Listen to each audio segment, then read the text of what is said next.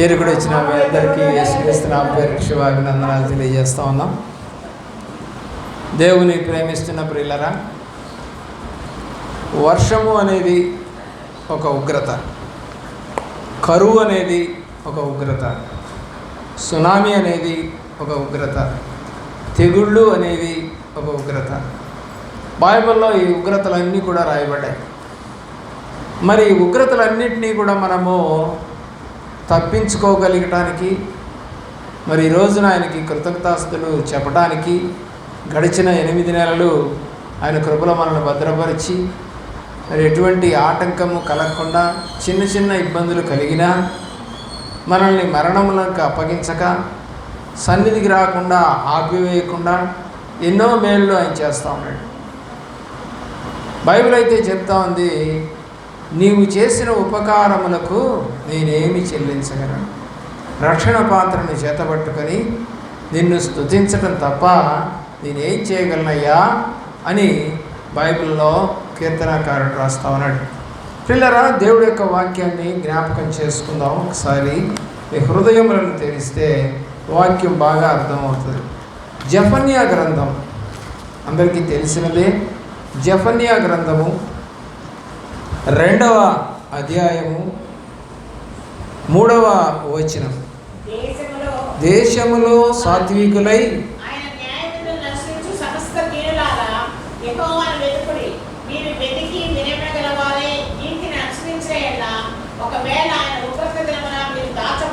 కాబట్టి బైబిల్ ఏం చెప్తుందంటే, ఉగ్రత దినమున దాచబడతాం.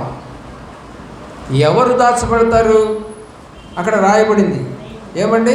సాత్వికులై న్యాయ విధులను అనుసరించుచు దీనంగా యెహోవాను వెతికితే, మీరు వెతికి వినయం గలవారై నీతిని అనుసరించిన ఎడల ఆయన ఉగ్రత దినమున మిమ్మును దాచును.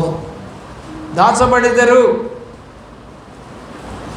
మనం ఈ రోజున ఎలా దాచబడ్డాం? కరోనా కష్టకాలంలో మరి సంఘంలో ఎవరిని చంపకుండా, వాళ్ళ కుటుంబాల్లో ఎవరిని చంపకుండా కాపాడేటువంటి ప్రార్థన కాదా? దీనంగా మనము ప్రభువుకి ప్రార్థన చేయలేదా? ఆ దినాలు ఏమన్నా మానేసామా? ఆ దినాల్లో కూడా మందిరాలు మూసేయమని బారికేడ్లు కట్టేశారు. కానీ మనం ఏం చేసామంటే ఇంట్లోనే ప్రార్థన పెట్టాం. మా పిల్లలు దూర ప్రాంతంలో ఉండి కూడా, డాడీ నువ్వు పెద్దవాడివి, అమ్మ పెద్ద వయసు కలిగిన వారు, మరి ఇలాంటి తెగులు వచ్చినప్పుడు మూసేయమని గవర్నమెంట్ చెప్తా ఉంటే నువ్వేమో ఇంట్లోకే పిలిపించుకొని మరి అందరినీ విశ్వాసంతో నువ్వు ప్రార్థనలు చేస్తూ ఉన్నావు, జాగ్రత్త డాడీ అంటే నేను ఒకటే చెప్పాను, అయ్యా మనము దేవుణ్ణి మహిమపరుస్తున్నాం, దేవుడికి రావాల్సిన ఘనతను పోగొట్టకూడదని చేస్తున్నాం ప్రార్థన. అంతే తప్ప ఏదో భయపడి, లోకానికి భయపడితే, ఇగో ఈ వాక్యం చెప్తా ఉంది చూడు, ఉగ్రత దినమున మీరు దాచబడుదురు. దాచబడతామయ్యా. మనం దీనంగా ప్రభు సన్నిధిలో నమ్మకంగా స్తుతులు చెల్లిస్తూ మనము గనక ఉన్నట్లయితే, ఆయన న్యాయ విధులను గనక అనుసరించి నడిస్తే మనల్ని తప్పకుండా దేవుడు కాపాడతాడు, దాస్తాడు అని చెప్పాడు. కోడి తన రెక్కల కింద ఎలాగ దాచి మిమ్మల్ని పెంచిందో అలాగా నేను మిమ్మల్ని ఐగుప్తులో నుండి తీసుకుని వచ్చి అలాగా మిమ్మల్ని పెంచాను. గద్ద రెక్కల కింద మోసుకొని వచ్చినట్టుగా నేను మోసుకొని వచ్చాను మిమ్మల్ని కాపాడటానికి. మీరు మంచిగా బతుకుతూ ఉంటే చూడటానికి, మీరందరూ అభివృద్ధిలో ఉంటే నేను ఆనందించటానికి, సకల జనులు కూడా ఇదిగో దేవుణ్ణి ఆశ్రయించిన వారు ఎలాగున్నారని చెప్పుకోవడానికి ఎంతగానో ఆయన ఆశపడతాడు ఒక తండ్రిగా. ప్రియులారా, సేవకుడు కూడా అలాగే ఆశపడతాడు ఒక తండ్రిగా. మీరందరూ మంచిగా దేవుళ్ళో వినయము కలిగి, భక్తి కలిగి, లోబడి న్యాయ విధులను బట్టి నడుచుకుంటే ఉగ్రత దినములలో మీరు కాపాడబడతారు. ఈరోజున ఉగ్రత దినం కాపాడబడకుండా ఉండటానికి గల కారణం ఏంటంటే, పైన 1వ అధ్యాయం 17వ వచనం చదవండి.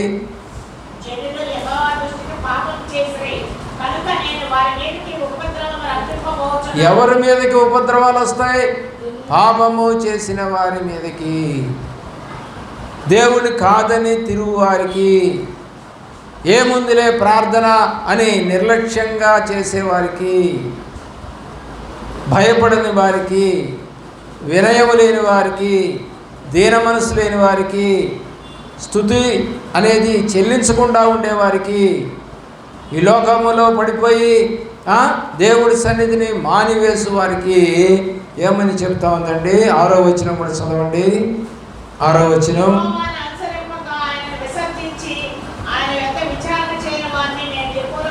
దేవుడు ఎంత కఠినంగా మాట్లాడుతూ ఉన్నాడు.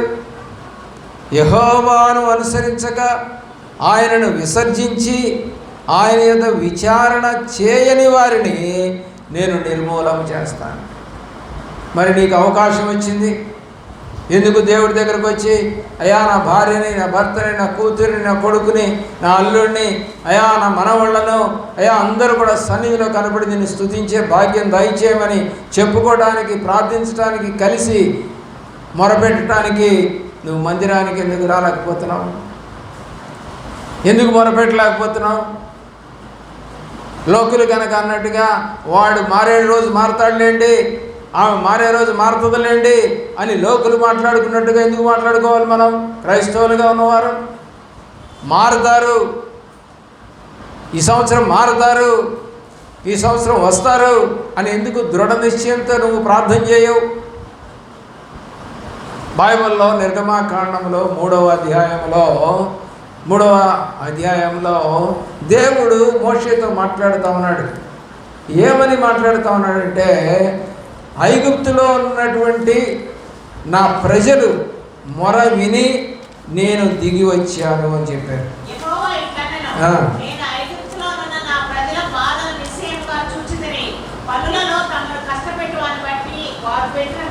అది వారు పెట్టిన మొరను బట్టి నేను వారిని ఐగుప్తులో నుండి బయటకు తేవడానికి దిగి వచ్చాను. అలాగే నీకున్న కష్టం పోవాలన్నా, నీకున్న బాధ పోవాలన్నా ఊరికేదో అప్పుడప్పుడు చర్చికొచ్చి ఇలాగుందయ్యా అని చెప్పడం కాదు. వారు ఏం చేశారట? మొర పెట్టారట. మొర పెడితే ఏం చేశాడంటే దేవుడు దిగి వచ్చాను. చదవండి.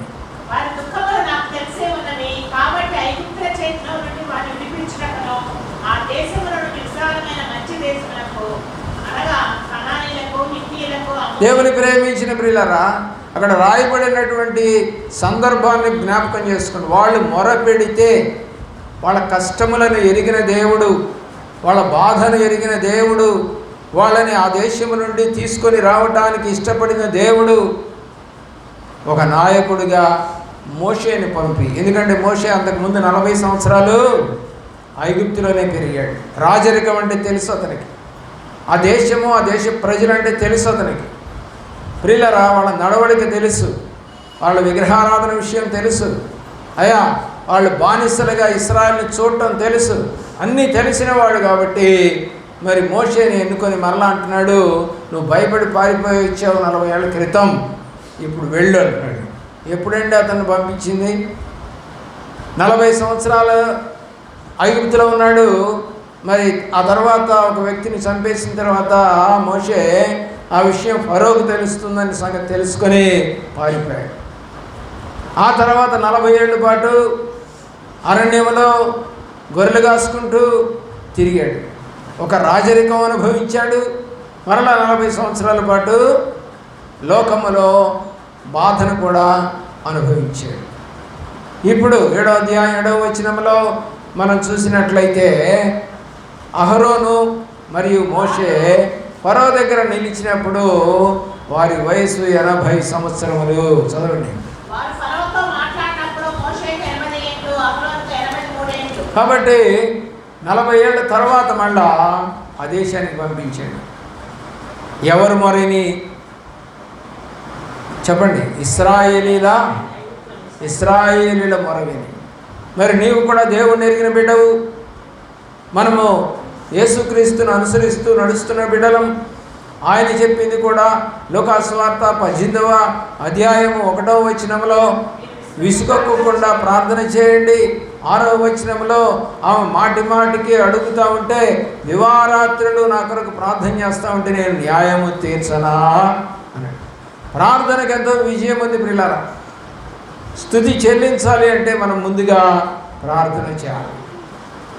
అంతేగాని ఏదో లోక సంబంధంగా ఈ రాజకీయ నాయకుడి ద్వారానో నీ బంధువుల ద్వారానో ఏదో ఒక చిన్న మేలు జరిగిందని కృతజ్ఞతాస్తులు చెల్లించి దేవుణ్ణి ప్రార్థించకుండా ఉండేటువంటిది కాదు ఇది.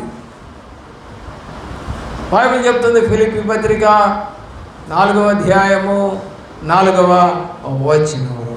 ఫిలిప్పీ పత్రిక 4వ అధ్యాయము 4వ వచనములో ఆనందించండి, ఎల్లప్పుడూ ప్రభువునందు ఆనందించండి. ఎప్పుడంటే ఎల్లప్పుడూ. దినదినము యోబు చేస్తూ ఉన్నాడు. తెల్లవారినే లేచి తన పిల్లల కోసం మొరపెడుతూ ఉన్నాడు. కీర్తనాకారుడు చేశాడు, ఉదయమునే నా ప్రార్థన నీ సన్నిధిని చేరునుగాక అని ప్రార్థన చేశాడు.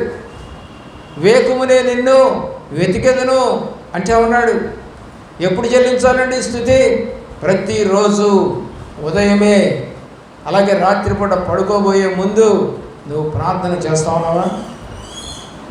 చేస్తే స్తుతి ఏం చేస్తుందంటే స్థితిని మారుస్తుంది. కాబట్టి ఈ స్థితి మార్చబడును గాక. మార్చబడాలంటే నువ్వేం చేయాలంటే ప్రార్థన చేయుదుగాక. ప్రార్థన చేయాలంటే నువ్వేం చేయాలంటే దేవుణ్ణి ఇష్టపడదువుగాక. దేవుణ్ణి ఇష్టపడాలంటే ఏం చేయాలంటే ఆయన సన్నిధికి వచ్చదువుగాక. ఒకదానికొకటి లింక్ ఉంటుందండి. బడికి పోకుండా చదువు వచ్చునుగాక అంటే ఎలా కుదురుతుంది? డ్రైవింగ్ రాకుండా, డ్రైవింగ్ లైసెన్స్ లేకుండా నేను అయ్యగారు మేము నడుపుతామండి, నాకు బాగా వచ్చు అంటే నీకు డ్రైవింగ్ లైసెన్స్ లేకపోతే డ్రైవర్గా పెట్టుకుంటాడా? అంటే ముందేం చేస్తున్నావు? నేర్చుకుంటున్నావు. అలాగే ప్రభు దగ్గరికి వచ్చేటువంటి మీరు నేర్చుకుంటారు. నేర్చుకున్న తర్వాత ఇక దాంట్లో నుంచి తొలగిపోకూడదు. తప్పుడు పనులు చేసి తొలగిపోతూ ఉంటారు. ఉద్యోగంలో లంచాలు తీసుకొని పట్టుబడి వాళ్ళ కుటుంబానికి ఎంతో నాశనం తెచ్చుకుంటారు. అలాగే డ్రైవర్లు ఉద్యోగం వచ్చిన తర్వాత తాగి యజమానుడికి సరిగా నడవనప్పుడు వాళ్ళ మీద పనిష్మెంట్ అనేది ఇస్తూ ఉంటారు అధికారులు.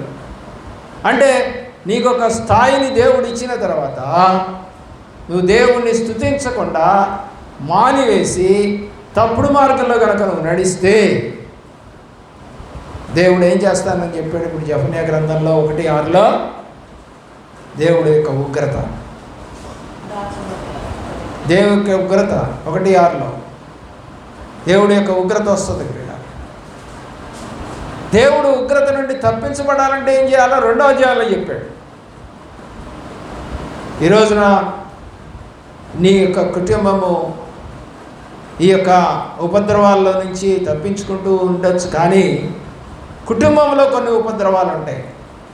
కొడుకుల వల్ల, కోడళ్ళ వల్ల, భర్తల వల్ల, భార్యల వల్ల, అల్లుళ్ళ వల్ల, తోడికోడళ్ళ వల్ల, ఆడపడుచుల వల్ల కొన్ని ఇబ్బందులు వస్తూ ఉంటాయి. అవి తట్టుకోవడమే కష్టం. ఎందుకంటే అది రోజు ఇంట్లో పోరు, ఫోనుల్లో పోరు, కనపడితే పోరు,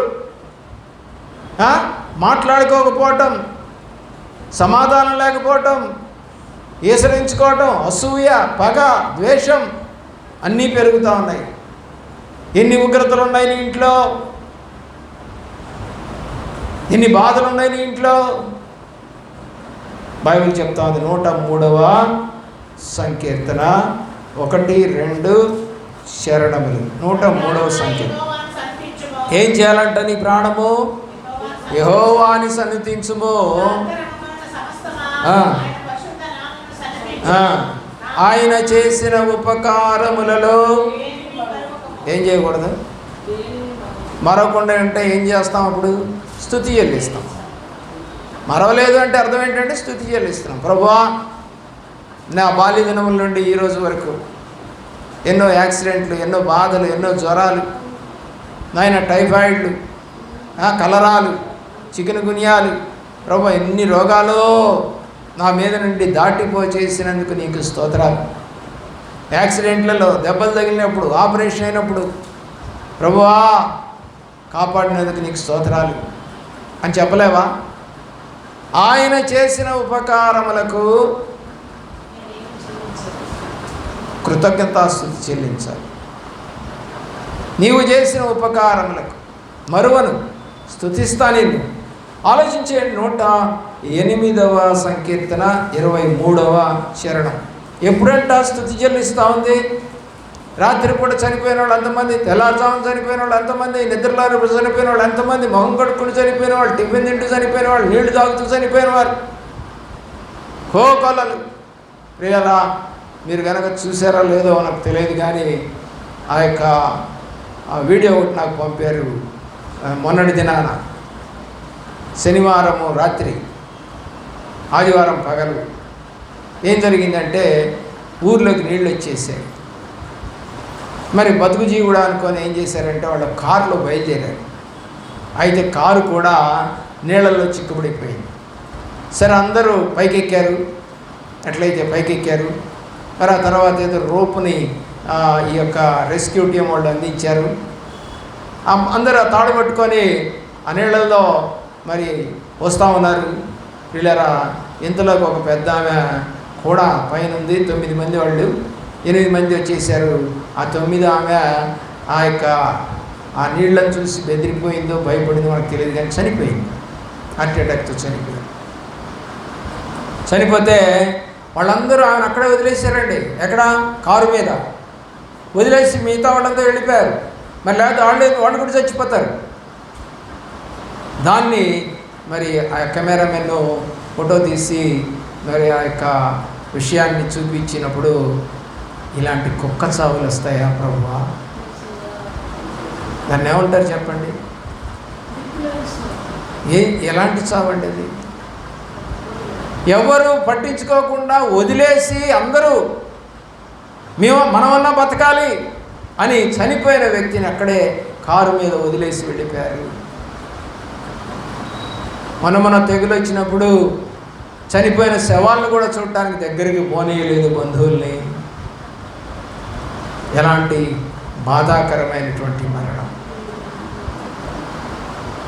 బైబిల్లో మోషే దాతాను, కోరహ, అబీరాములు తిరగబడినప్పుడు వాళ్ళతో అంటాడు, అందరికీ వచ్చులాంటి చావే గనక నీకొస్తే దేవుడు నాతో ఈ మాట చెప్పించలేదు. రాజుల గ్రంథంలో కూడా ఇలాగే రాస్తాడు, అందరికి వచ్చే మరణం కాదు నీకు వచ్చేది, కుక్క చావు వస్తుంది నీకు. ఎందుకంటే నువ్వు దేవుని కనపరచకుండా తిరుగుతున్నావు. ఎంత బాధాకరం అండి.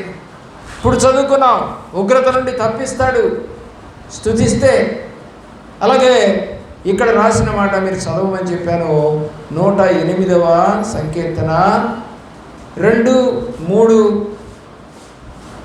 108వ సంకీర్తన 2, 3 వచనాలు.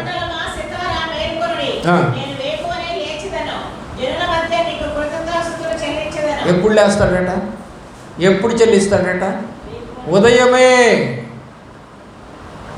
ఇక్కడ ఉన్నటువంటి పనికి వెళ్తుంది మా ఇంటి పక్కన, వాళ్ళు ఒక రకమైన కోవట్లు. అయితే ఆమె స్నానం చేసి దీపారాధన చేస్తారు. వాళ్ళ ఆయన గంట కొడతాడు, మాకు వినపడుతుంది. గంట కొట్టి దీపారాధన చేసి సాంబ్రాం కడ్డీ వెలిగిస్తాడు. ఆ తర్వాతనే తింటాడు ఆయన, ముందు తినడు. కానీ మనం ఏం చేస్తాం చెప్పండి? ప్రార్థనే ఉండదు అసలు. ప్రార్థన లేకుండా మనం తింటాం.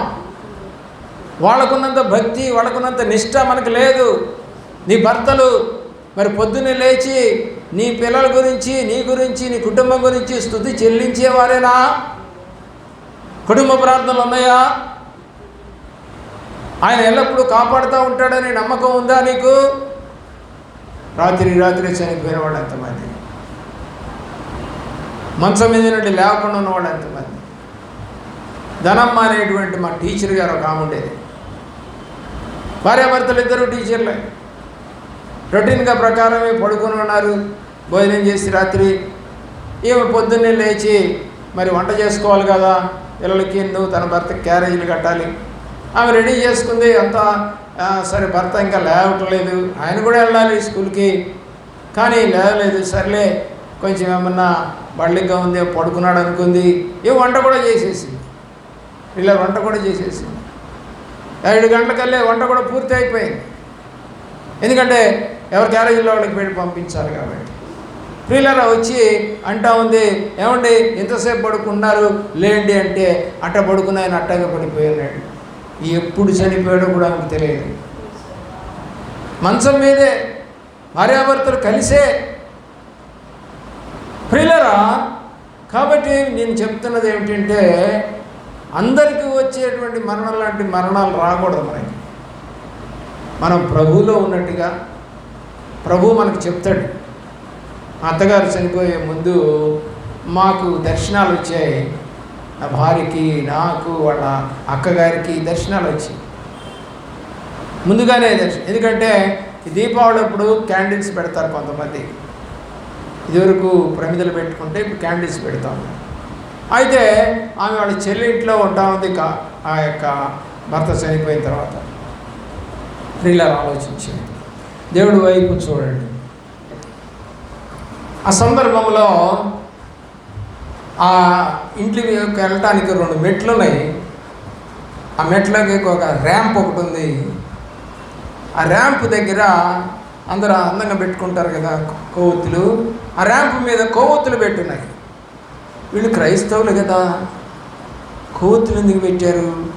కరెంటు బాలేదు కదా, దీపావళి పండుగ చేయరు కదా, కొవ్వొత్తులు ఎందుకు కనబడుతున్నాయి అని అర్థం కాలేదు మాకు మొదట.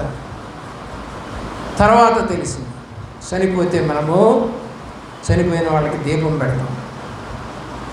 ముందే చెప్పేస్తున్నాడు దేవుడు. ఆమె కూడా ఆ రోజు ప్రార్థన చేసుకొని, బుధవార ప్రార్థన జరిగిపోయింది. 9 గంటలకి అందరు ఇళ్ళకి వచ్చేసారు. అలాగే పడుకొని ప్రార్థన చేసుకుంటూ చనిపోయింది. ఇంట్లో వాళ్ళకి ఎవరికి తెలియదు. మనవరాలు ఆమె ఒక గదిలో పడుకుంటారు. మనవరాలు ఆమెకి పాలు తీసుకొచ్చి ఇచ్చి లేపుతుంటే లేవటం లేదు. చనిపోయింది ఆమె. ఎప్పుడు ప్రార్థనలో చనిపోయింది. ఒక్క చావు చావలేదు. ఈరోజున ఎంతోమంది అలాగా రోడ్ల మీద యాక్సిడెంట్లో చనిపోయిన వాళ్ళు, విపరీతంగా తాగి లివర్ పాడు చేసుకొని జాండీస్ వచ్చి మరి దాన్ని తగ్గకుండా చనిపోయిన వాళ్ళు, రకరకాలు. ఉగ్రత దినమున దేవుడు నిన్ను కాపాడుతాడు. కాబట్టి నువ్వేం చేయాలి? వేకువనే లేచి జనుల మధ్య ఆయనకు కృతజ్ఞతాస్తుతులు చెల్లించే వ్యక్తి కొనవా. 118వ కీర్తన 28వ చరణం. ఎందుకు కృతజ్ఞతాస్తుతులు చెల్లించాలి? ఏం జరిగిందని నేను చెల్లించాలంటే వాక్యం చెప్తుంది, నువ్వు నా దేవుడు అయినందుకు. కొంతమంది పిల్లలు అంటారు, నీ కడుపును మేము పుట్టినందుకు డాడీ మమ్మీ మేమెంత ధన్యులమో. మమ్మల్ని చక్కగా పెంచారు, చక్కగా చదివించారు, చక్కగా ఉద్యోగాలు వచ్చాయి, చక్కగా వివాహాలు చేశారు. ఎంత చక్కని తల్లిదండ్రులు మీరు.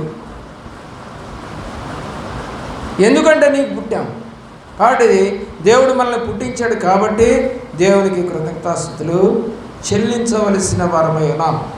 119వ సంకీర్తన 7వ శరణం. యథార్థవంతుల హృదయములో కృతజ్ఞతాస్తుతులు చెల్లిస్తారు. చదవండి. ఎలా చెల్లించాలి కృతజ్ఞత కూడా? ఒక ఆమె ఒకసారి నా దగ్గరికి వచ్చింది, అయ్యగారు ప్రార్థన చేయండి. ఏంటమ్మా, దేనికి చేయాలి? రేపు కూడికి పెట్టుకోవాలండి.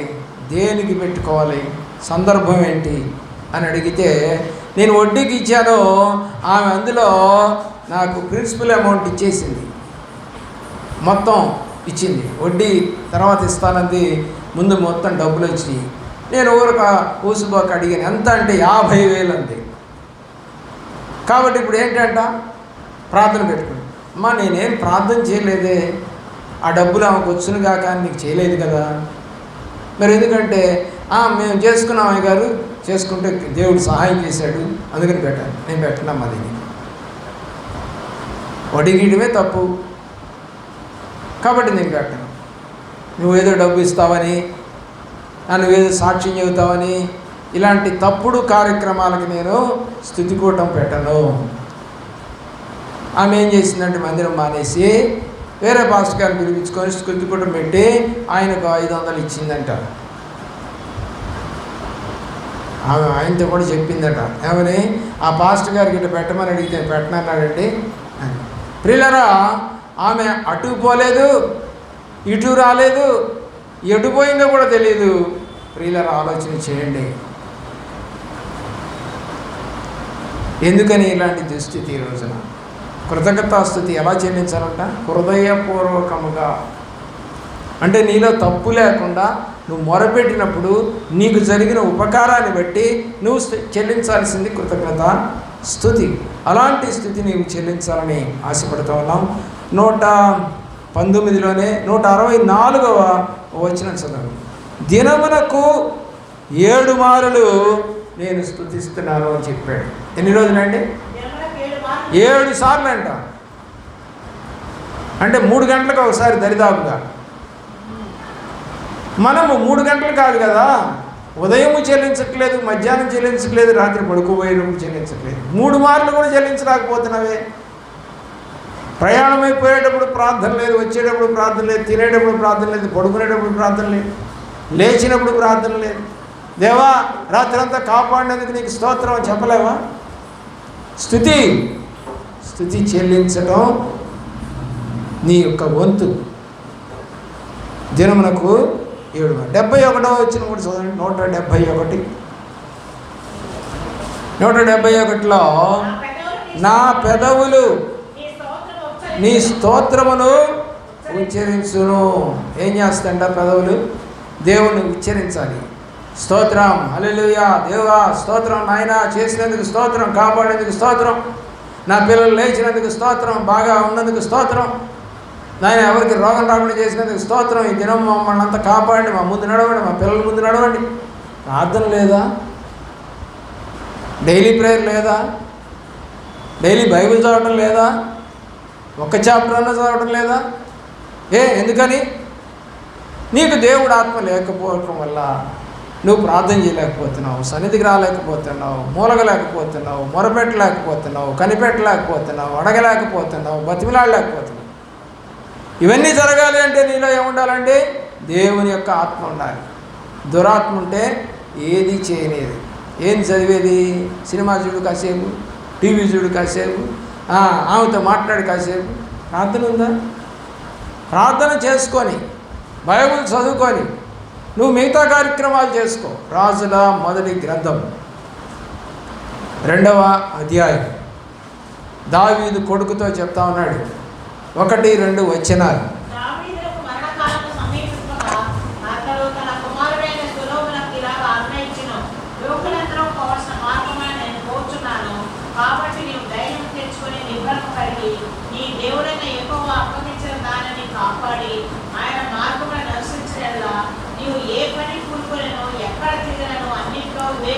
మొదట ఏం చెప్పాడు? నువ్వు దేవుడికి రావాల్సిన ఘనతను రానిచ్చిన తర్వాత నీ పని చేసుకో, అలాగే నీకు ఇష్టమైన పని చేసుకో. మరి మనమేమో స్తుతి చెల్లించకుండా, ప్రార్థన చేయకుండా, మాకు ఈరోజు మేలు జరిగేటట్టు ప్రార్థన చేయండి పాస్టర్ గారు,